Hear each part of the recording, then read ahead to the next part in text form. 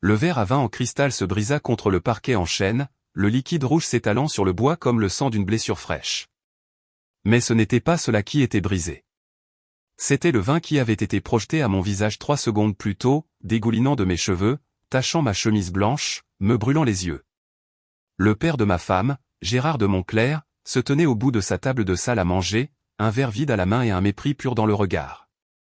La sœur cadette de ma femme, Chloé, riait si fort qu'elle devait s'agripper au bord de la table pour se soutenir. « Merci, papa », réussit à dire Chloé entre deux hoquets. Peut-être que ça lui apprendra le respect. Sale porc. Je sentis mes mains s'agripper à la chaise sous moi. Toute la famille de Montclair me regardait. Ma femme, Élise, était assise, figée à côté de moi, son visage illisible. Sa mère, Catherine, avait la main sur la bouche, mais je ne pouvais pas dire si c'était par choc ou par amusement contenu. Son frère Thibaut fixait son assiette comme s'il voulait disparaître. Et Gérard, il était toujours là, debout, le torse bombé comme s'il venait de faire quelque chose d'héroïque. Je me levai lentement. Le silence se fit dans la pièce, à l'exception des rires déclinants de Chloé. Je plongeai la main dans ma poche et sortis mon téléphone. Mes doigts étaient stables malgré la rage qui bouillonnait dans mes veines. Je fis défiler jusqu'à un contact que je n'aurais jamais pensé utiliser lors d'un dîner de famille et j'appuyai sur appeler. Durand, dis-je lorsque la ligne fut établie. C'est le moment. Exécutez tout ce dont nous avons discuté. Je raccrochai. Le silence dans la pièce était total maintenant. Même Chloé avait cessé de rire. Ils n'avaient aucune idée à qui ils avaient affaire. Ils n'avaient aucune idée de ce que j'avais bâti, de ce que je contrôlais, ou de ce que j'étais sur le point de leur enlever. Mais ils allaient bientôt le découvrir. Je m'appelle Antoine Dubois. J'ai 42 ans, et jusqu'à ce dîner du réveillon du Nouvel An, la plupart des gens m'auraient décrit comme un homme calme et discret qui travaillait dans la finance. Ce qu'ils ne savaient pas, c'est que calme ne veut pas dire faible et discret ne veut pas dire impuissant. J'avais passé les 15 dernières années à construire quelque chose de plus grand que ce que la famille de Montclair pouvait imaginer. Et j'avais passé les 6 derniers mois à me préparer pour ce moment précis. Si vous aimez cette histoire et voulez savoir comment tout se déroule, assurez-vous de cliquer sur le bouton d'abonnement dès maintenant. Laissez un commentaire ci-dessous pour me dire ce que vous auriez fait dans cette situation. Et explosez ce bouton « J'aime » parce que cette histoire est sur le point de devenir absolument folle. Croyez-moi, vous ne voulez pas manquer ce qui va suivre. Les de Montclair ne m'avaient jamais respecté. Pas depuis le jour où j'ai épousé Élise, il y a 8 ans. Pour eux, j'étais le gendre qui ne venait pas de la vieille fortune, qui n'avait pas le bon pédigré, qui n'appartenait pas à leur monde de cercle privé et de galas de charité. Gérard avait fait sa fortune dans l'immobilier commercial dans les années 80, achetant des propriétés quand elles étaient bon marché, les développant et surfant sur la vague de la rénovation urbaine. Il se considérait comme un self-made man, ce qui rendait son dédain pour moi particulièrement ironique. Antoine travaille dans la finance, disait-il aux gens lors des fêtes, en mettant juste assez d'emphase sur le mot pour le faire paraître sale. Une sorte de truc d'investissement. Je ne comprends pas vraiment ce qu'il fait. La vérité, c'est que Gérard comprenait parfaitement bien ce que je faisais. Il ne pouvait tout simplement pas supporter que j'ai réussi mieux que lui sans son aide. Je dirigeais un fonds de capital investissement spécialisé dans les actifs en difficulté, des propriétés commerciales en faillite, des entreprises au bord de la banqueroute, des projets qui ne pouvaient pas obtenir de financement. Je les achetais pour une bouchée de pain, je les restructurais et soit je les rendais rentables, soit je les revendais pour des gains substantiels. Mon fonds gérait plus de 300 millions d'euros, et ma valeur nette personnelle était d'environ 70 millions. Mais les de Montclair ne savaient rien de tout cela. Pour eux, j'étais juste Antoine, le type silencieux qui hochait poliment la tête aux histoires de Gérard et ne discutait jamais quand il critiquait mes choix de carrière. Élise savait, bien sûr. Elle avait vu les relevés bancaires, signé les déclarations de revenus, mais elle n'avait jamais corrigé les suppositions de sa famille sur mon succès. Ça aurait dû être mon premier signal d'alarme. Le problème a commencé petit. Gérard faisait des blagues sur mes vêtements lors des réunions de famille. « Antoine, as-tu acheté ce costume dans un grand magasin ?» Thibaut parlait de son cabinet d'avocat d'une manière qui impliquait que mon travail était en quelque sorte moins légitime. Catherine demandait quand nous comptions acheter une plus grande maison, comme si notre maison de 4 chambres n'était pas suffisante. Et Chloé, elle était la pire de toutes. Elle avait épousé un gérant de fonds spéculatifs nommé Benoît Courtois, qui mettait un point d'honneur à discuter de sa structure de bonus à chaque dîner de famille. Le fonds de Benoît prévoit des rendements de 30% cette année, disait Chloé, me regardant droit dans les yeux. Quel genre de rendement ton petit fonds obtient-il, Antoine? Je souriais poliment et changeais de sujet. Qu'il pense ce qu'il voulait. Mon fonds avait atteint en moyenne 42% de rendement au cours de la dernière décennie, mais il était inutile de corriger leurs suppositions.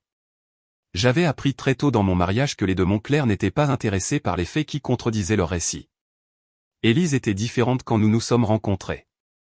Elle travaillait comme conservatrice dans une galerie d'art contemporain, passionnée par sa carrière, déterminée à laisser sa propre marque en dehors de l'influence de sa famille. Je suis tombé amoureux de son indépendance, de son esprit vif, de la façon dont elle pouvait discuter de tout, de l'expressionnisme abstrait à l'économie comportementale. Mais lentement, année après année, elle est retournée dans l'orbite de sa famille, a commencé à assister à plus d'événements familiaux des de Montclair, a commencé à adopter leurs attitudes, a commencé à me regarder comme ils me regardaient. 6 mois avant ce dîner du Nouvel An, quelque chose a changé. Élise a commencé à prendre des appels téléphoniques dans d'autres pièces, a assisté à des réunions de club de lecture qui duraient jusqu'à minuit. A commencé à se faire les ongles et les cheveux avec une fréquence qui semblait excessive même pour ses standards. Je ne suis pas stupide. Je connais les signes. Alors, j'ai fait ce que tout homme intelligent ferait. J'ai engagé un détective privé. Il s'appelait Marc Fournier, ancien agent du renseignement dirigeant désormais sa propre agence d'enquête discrète. En 2 semaines, il avait tout. Photographie, vidéo, relevés téléphoniques, messages textes. Élise avait une liaison avec Julien Sinclair, un galeriste qui la courtisait depuis plus d'1 an. Ils se voyaient dans son loft en centre-ville 3 fois par semaine. Les messages entre eux étaient explicites, détaillés et remplis de moqueries à mon égard. Antoine n'a aucune idée, disait un message. Il est si naïf. Il reste juste là avec ses feuilles de calcul et sa petite vie tranquille. Un autre était plus blessant. Il est exactement ce que mon père a dit. Un moins que rien qui prétend être quelqu'un. J'étais assis dans mon bureau à lire ces messages, sentant quelque chose de froid et de dur s'installer dans ma poitrine. Pas vraiment un chagrin d'amour, plutôt une clarté. La femme que j'avais épousée n'existait plus, si elle avait jamais existé. Ce qui restait était une de Montclair qui s'était mariée en dessous de sa condition et cherchait maintenant une promotion. C'est là que j'ai commencé à planifier. L'empire immobilier commercial de Gérard de Montclair n'était pas aussi solide qu'il y paraissait. Je le savais parce que je suivais ses propriétés depuis des années, non pas parce que je planifiais quoi que ce soit, mais parce que c'est ce que je faisais professionnellement. J'analysais les marchés de l'immobilier commercial, identifiais les vulnérabilités et positionnais mon fonds pour capitaliser sur les opportunités. Et le portefeuille de Gérard était plein de vulnérabilités. Il possédait 12 propriétés dans la région métropolitaine, principalement des bâtiments commerciaux plus anciens qu'il avait achetés il y a des décennies. 3 d'entre eux avaient des hypothèques arrivant à échéance dans l'année à venir, et sur la base des évaluations actuelles du marché, il aurait du mal à les refinancer. 2 autres étaient nettement sous-occupés, perdant probablement de l'argent chaque mois. Et sa propriété phare, la tour Montclair en centre-ville, avait un locataire majeur dont le bail expirait dans 6 mois. J'ai passé les mois suivants à positionner tranquillement mes pièces. J'ai approché le plus gros locataire de Gérard par l'intermédiaire d'un tiers et je leur ai offert de meilleures conditions dans un immeuble que mon fonds possédait. Ils ont sauté sur l'occasion. J'ai contacté les banques détenant ces hypothèques et j'ai exprimé mon intérêt à acheter les créances à prix réduit si Gérard faisait défaut. Et j'ai commencé à accumuler des informations sur tous les actifs de la famille de Montclair que je pouvais trouver. Le cabinet d'avocats de Thibault était en difficulté. C'était un avocat médiocre qui surfait sur le nom de sa famille, et plusieurs de ses principaux clients étaient mécontents de son travail. J'ai tout documenté. Le mari de Chloé, Benoît, n'était pas tout à fait la réussite qu'elle prétendait. Son fonds spéculatif avait sous-performé le marché pendant 3 années consécutives, et plusieurs investisseurs retiraient leur argent. Je l'ai confirmé via mon réseau. Même Catherine avait des secrets. Elle empruntait de l'argent à Gérard pour soutenir une addiction au shopping qui ferait halluciner la plupart des gens. Au moment du réveillon du Nouvel An, j'avais une image complète du château de cartes financier de la famille de Montclair. Tout ce dont j'avais besoin, c'était du bon moment pour le faire s'effondrer. Le dîner du Nouvel An a commencé assez normalement.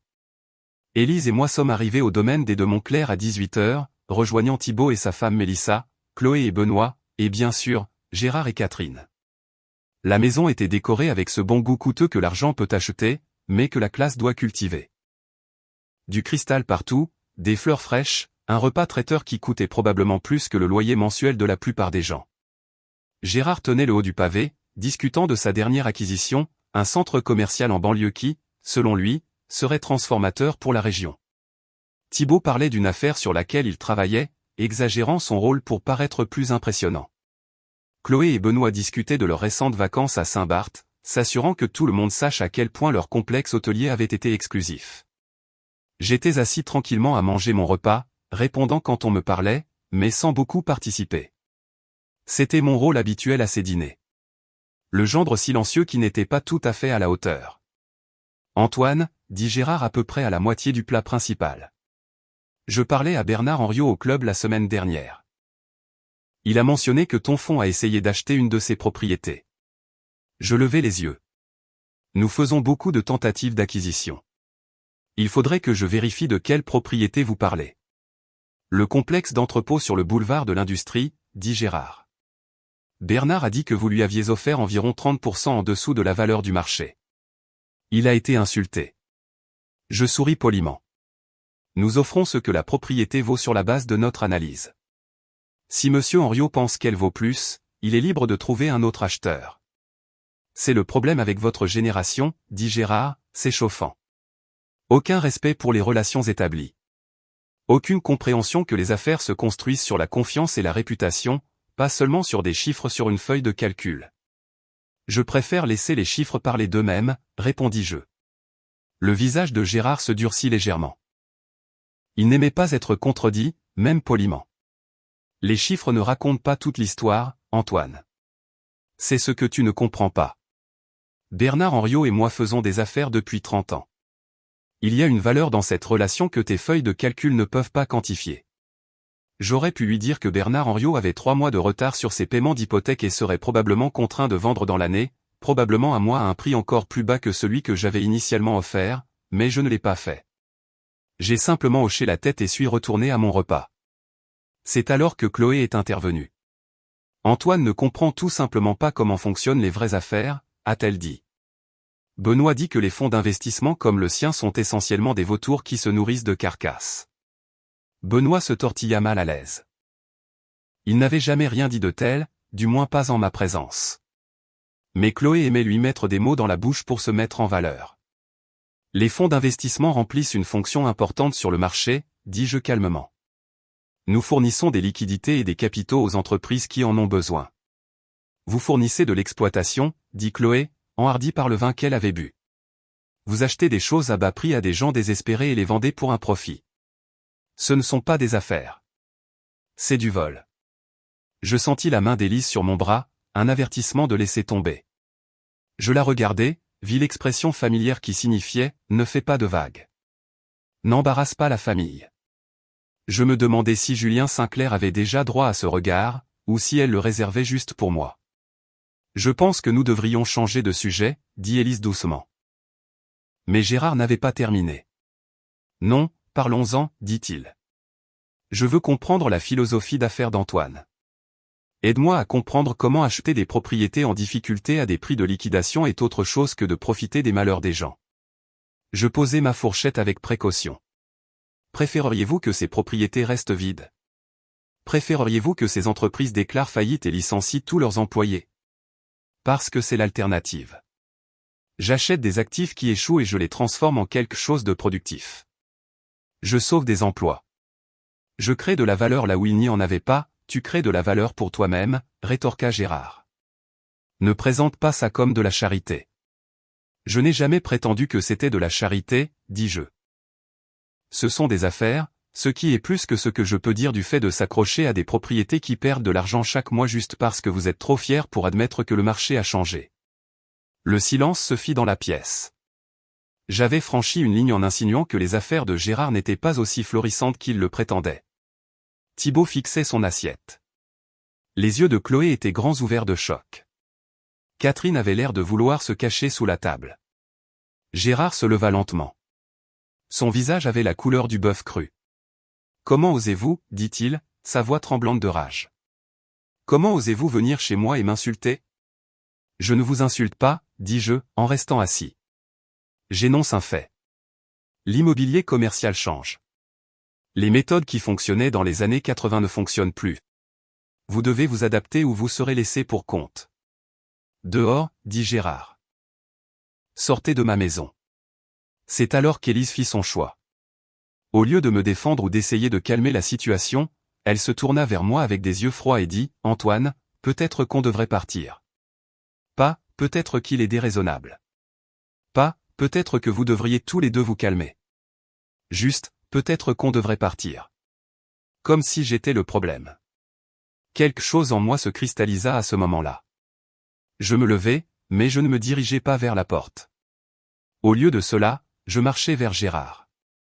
Il attrapa le verre de vin devant lui, et avant que je puisse dire un mot, il en jeta le contenu directement à mon visage. Le vin rouge me frappa comme une gifle, froid et choquant. Il entra dans mes yeux, mon nez, imprégna ma chemise. Chloé se mit immédiatement à rire. Ce rire cruel et ravi qui disait, enfin, quelqu'un l'a remis à sa place. Et puis vinrent ces mots qui scellèrent leur sort. Merci, papa. Peut-être que ça lui apprendra le respect, sale porc. Je sentis mes mains s'agripper à la chaise. La rage était là, chaude et immédiate, mais en dessous, il y avait quelque chose de plus froid. Le calcul. Je planifiais cela depuis des mois, attendant le bon moment. Il venait de me le donner. Je sortis mon téléphone et passai l'appel. Durand, dis-je, c'est le moment. Exécutez tout ce dont nous avons discuté. Maître Durand était mon avocat, l'un des meilleurs spécialistes du contentieux financier de la région.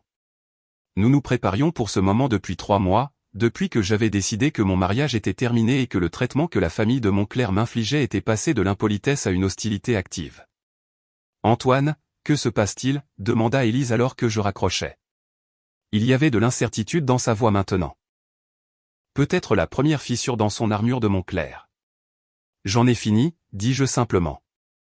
J'en ai fini d'être traité comme une ordure par cette famille. J'en ai fini d'être moqué et rabaissé, et j'en ai fini avec toi. De quoi tu parles? Demanda Gérard. Qui viens-tu d'appeler? Mon avocat, dis-je. À partir de cet instant, je demande le divorce. Élise peut s'attendre à recevoir les papiers demain matin. Je dépose également une plainte au civil contre vous, Gérard, pour agression. Ce vin que vous avez jeté n'était pas seulement offensant. C'est une agression documentée par caméra. Je sortis mon téléphone et leur montrai l'écran. J'avais enregistré depuis que je m'étais levé, capturant tout, y compris le jet de vin de Gérard. Tu ne peux pas faire ça, bafouilla Chloé. C'est illégal. En fait, dans cette région, je peux enregistrer tout ce que je veux dans une résidence privée si je participe à la conversation. La loi est très claire à ce sujet. Thibault prit enfin la parole. Antoine, calmons-nous tous et parlons de ça rationnellement. Je suis rationnel, dis-je. Probablement pour la première fois en 8 ans. Durand dépose également des requêtes pour geler tous les biens matrimoniaux en attendant la procédure de divorce, et il lance des procédures de saisie sur 3 de vos propriétés, Gérard. Le visage de Gérard passa du rouge au blanc. De quoi tu parles? Tu ne possèdes aucune de mes propriétés. Non, mais je possède les créances hypothécaires, dis-je. Je les ai achetées à vos banques il y a 3 mois. Vous avez actuellement 60 jours de retard sur 2 d'entre elles et 30 jours de retard sur la 3e. J'aurais pu trouver un arrangement avec vous, mais plus maintenant. J'exige le remboursement immédiat des créances. La pièce explosa. Tout le monde parlait en même temps, mais je n'avais pas fini. Thibault, ton cabinet est sur le point de perdre le compte Henriot. J'ai acheté la propriété de Bernard Henriot hier, et il a demandé qu'un autre conseil juridique s'occupe de la transaction. Compte tenu des récents problèmes de performance de ton cabinet, je soupçonne qu'il déplacera toutes ses affaires ailleurs. Le visage de Thibault devint pâle. Chloé, tu devrais peut-être demander à Benoît ce qu'il en est des demandes de rachat que son fonds a reçues. La dernière fois que j'ai vérifié, il a perdu environ 40% de ses actifs sous gestion ce trimestre. Il s'avère que sous-performer l'indice boursier pendant 3 années consécutives rend les investisseurs nerveux. Benoît avait l'air d'être sur le point de vomir. Et Catherine, vous devriez peut-être parler à Gérard de la 2e hypothèque qu'il a prise sur cette maison pour couvrir vos factures de carte de crédit. Cette créance arrive à échéance dans 6 mois, et vu l'état actuel de son portefeuille, je doute qu'il puisse la refinancer. La main de Catherine vola à sa bouche, mais cette fois, c'était un choc authentique. Tu es un monstre, murmura Élise. Je regardais ma femme, la femme que j'avais aimée. La femme qui me trahissait avec Julien Sinclair depuis 6 mois. Non, dis-je doucement. Je suis juste quelqu'un qui en a marre d'être traité comme un moins que rien par des gens qui ne sont rien. Je me dirigeais vers la porte, le vin dégoulinant encore de mes cheveux. Sur le seuil, je me retournai une dernière fois. Joyeux nouvel an, tout le monde. J'espère qu'il sera tout ce que vous méritez. Les 72 heures suivantes furent un chaos. Durand travailla plus vite que je ne l'aurais cru possible, déposant toutes les requêtes nécessaires et signifiant les papiers à tous ceux qui en avaient besoin. Élise reçut les papiers du divorce le 1er janvier. Gérard reçut les avis de saisie le 2 janvier. Le cabinet de Thibault reçut un avis formel que le compte Henriot était transféré le 3 janvier. Mon téléphone sonnait constamment. Élise appela 16 fois le premier jour, laissant des messages allant de la colère aux supplications, puis de nouveau à la colère. Thibault appela, essayant de négocier une sorte d'accord. Même Catherine appela, en pleurant, me demandant de reconsidérer ma décision. Je ne répondis à aucun d'eux. Il n'y avait plus rien à dire. Le rapport du détective privé sur l'adultère d'Élise fut transmis à Durand, qui l'intégra dans la demande de divorce. Selon les lois de notre région, l'adultère affectait le partage des biens. Élise n'allait pas repartir avec la moitié de tout ce que j'avais construit. Elle aurait de la chance d'obtenir 20%. Les propriétés de Gérard étaient une autre affaire. Le processus de saisie prendrait des mois, mais les dommages à sa réputation furent immédiats. La nouvelle se répandit dans le milieu de l'immobilier commercial que Gérard de Montclair était surendetté et faisait face à des saisies. Ses autres prêteurs commencèrent à exiger le remboursement de leurs créances. Ses locataires commencèrent à chercher d'autres locaux. Son empire soigneusement construit commença à s'effondrer. Je n'en tirai aucune satisfaction, juste un froid sentiment de justice rendue. Environ une semaine après le dîner, je répondis enfin à l'un des appels d'Élise. « Antoine, s'il te plaît, dit-elle. » Sa voix était rauque, comme si elle avait beaucoup pleuré. « Nous devons parler. »« Il n'y a rien à dire, répondis-je. Tu détruis ma famille. »« Non, Élise, je tiens ta famille pour responsable de m'avoir traité comme une ordure pendant des années. Il y a une différence. Mon père a fait une erreur. Il était ivre. Il ne le pensait pas, ton père a fait des erreurs pendant 8 ans, dis-je. Chaque commentaire désobligeant, chaque geste méprisant. Chaque fois qu'il m'a traité comme si je n'étais pas assez bien pour épouser sa fille. Ce n'étaient pas des erreurs. C'étaient des choix. Et maintenant, il en subit les conséquences. Et moi, demanda Élise. Et notre mariage ? J'ai failli rire. Tu veux dire le mariage que tu trahis depuis 6 mois ? Le mariage où tu as laissé ta famille se moquer de moi sans jamais me défendre une seule fois ? Ce mariage-là ? Silence. Je sais pour Julien, dis-je doucement. Je le sais depuis 4 mois. J'ai des photos, Élise. Des vidéos, des messages textes où lui et toi riez de ma naïveté. Alors, s'il te plaît, ne me parle pas de notre mariage comme s'il signifiait quelque chose pour toi. Antoine, je suis désolé. J'ai fait une erreur. J'étais perdu. Julien ne signifie rien. Peut-être pas, concédai-je. Mais ça ne fait qu'empirer les choses. Tu as gâché notre mariage pour quelqu'un qui ne compte même pas pour toi. Pouvons-nous réessayer, demanda Élise. Pouvons-nous suivre une thérapie ou quelque chose comme ça ? Non, dis-je, parce que ce n'est pas à propos de Julien. C'est à propos de qui tu es devenu. Ou peut-être de qui tu as toujours été. Tu as laissé ta famille me traiter comme une ordure parce qu'au fond de toi, tu étais d'accord avec eux. Tu pensais que je n'étais pas assez bien. Et quand quelqu'un qui semblait plus excitant est arrivé, tu as sauté sur l'occasion.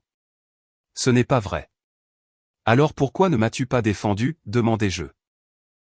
À ce dîner ou à tout autre moment, pourquoi n'as-tu jamais dit à ton père de se calmer ? Pourquoi n'as-tu jamais dit à Chloé de se taire ? Pourquoi n'as-tu jamais agi comme ma femme au lieu de la fille de Gérard ? Elle n'avait pas de réponse. Le divorce suit son cours, dis-je. Durand te contactera pour le règlement. Compte tenu des preuves d'adultère, n'attends pas grand-chose. Et Élise, fais-moi une faveur. Dis à Julien qu'il peut t'avoir. Vous vous méritez l'un l'autre. Je raccrochai. Les procédures judiciaires prirent des mois, comme c'est toujours le cas. Gérard contesta les saisies, mais la loi était de mon côté. Il avait signé les hypothèques. Il avait manqué les paiements.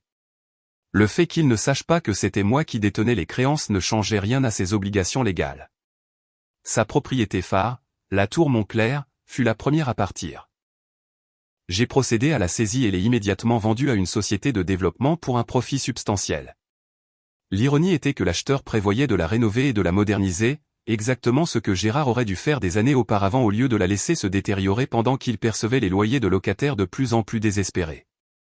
Les 2 autres propriétés suivirent dans les 3 mois. Gérard tenta de déposer le bilan, mais ses avocats lui dirent que cela ne l'aiderait pas. Les dettes étaient garanties par des biens immobiliers.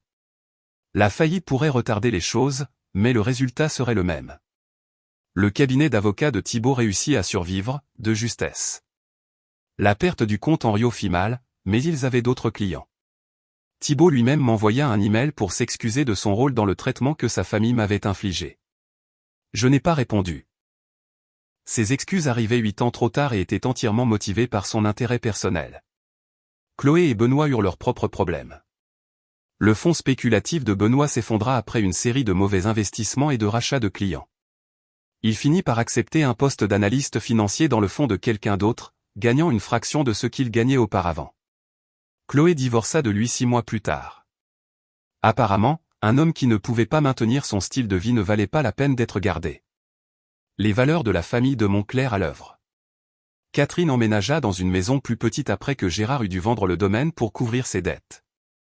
Elle m'appela une fois pour me demander si j'envisagerais de l'acheter pour qu'elle puisse au moins rester dans un environnement familier. Je refusai. Laissons quelqu'un d'autre posséder la maison où Gérard m'a jeté du vin au visage. Le divorce avec Élise fut finalisé après 8 mois de bataille juridique. Elle se battit pour obtenir plus, invoquant une détresse émotionnelle et arguant que les propriétés de son père ne devaient pas entrer en ligne de compte dans le règlement. Durand détruisit ses arguments avec les preuves d'adultère et la documentation de mes biens propres. Au final, Élise repartit avec 200 000 € et sa voiture. Étant donné que je valais 70 millions, elle s'attendait à beaucoup plus. Je la vis une dernière fois lors de l'audience finale. Elle avait l'air différente, plus petite en quelque sorte, comme si la confiance qui venait d'être une de Montclair lui avait été arrachée.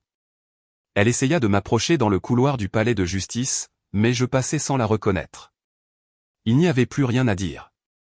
1 an après ce dîner du Nouvel An, j'étais assis dans mon nouveau bureau surplombant la ligne d'horizon de la ville. Mon fonds avait atteint 400 millions d'euros d'actifs sous gestion.